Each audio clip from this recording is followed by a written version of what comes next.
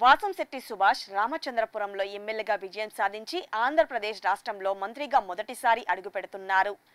రేపు ఆదివారం doctor BR Ambedkar Konaseema జిల్లాలో దీంతో స్వాగతం చెప్పేందుకు ప్రజలు భారీ ఎత్తున తరలివచ్చే పరిస్థితులు కనిపిస్తూ ఉన్నాయి. దీనిపై మరింత సమాచారం మా ప్రతినిధి చిట్టూరి రాంబాబు అందిస్తారు. Rambabu, over to you.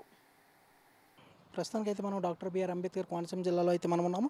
అయితే మనం చూస్తున్నట్లయితే కనుక రామచంద్రపురంలో విజయాన్ని సాధించి వాసంశెట్టి సుభాష్ అనే వ్యక్తి విజయాన్ని సాధించి విజయవాడ నుండి రేపు కార్మిక శాఖ మంత్రిగా మొదటిసారిగా కోనసీమలో అడుగు పెడుతున్న పరిస్థితి అయితే మనకు కనిపిస్తూ ఉంది.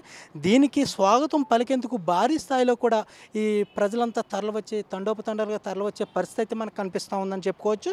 అయినప్పటికీ కూడా రేపు జొన్నాడ నుండి ఇలాగ ఆలమూరు, గుమ్మలేరు, మండపేట, రామచంద్రపురం మీదుగా ద్రాక్షారం వరకు కూడా ఊరేగింపు కొనసాగుతున్న పరిస్థితి అయితే మనకు కనిపిస్తూ ఉంది.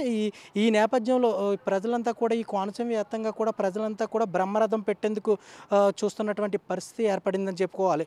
ఎందుకంటే కనుక భారీ నార్మల్ స్థాయిలోనే సుభాష్ ఒక మీటింగ్ పెట్టిన, ఏదన్నా కార్తీక మాసంలో అన్నసమారాధన పెట్టినప్పటికీ కూడా భారీ స్థాయిలో కూడా తరలివచ్చే పరిస్థితులు అయితే మనం చూసాము. అదేవిధంగా ఇప్పుడు మరీ మంత్రివాదతో వస్తున్నారంటే సుభాష్ గారికి ఏ విధంగా స్వాగతం చెప్తారనేది కూడా ప్రజల్లో భారీ ఎత్తున గుసగుసలు వినిపిస్తున్న పరిస్థితి అయితే ఈ నేపథ్యంలో కనిపిస్తూ ఉంది.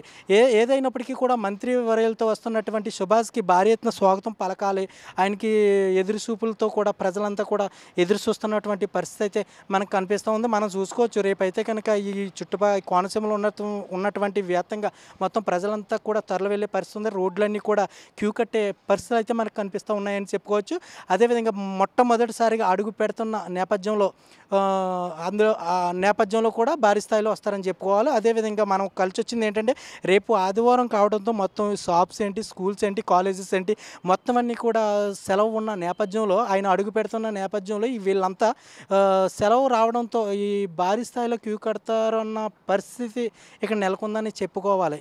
సో ఏదైనప్పటికీ కూడా మీరు రేపు అంబేద్కర్ కోనసీమ జిల్లాలో పూర్తిగా పండగ వాతావరణం మనం చూడబోతున్నాము.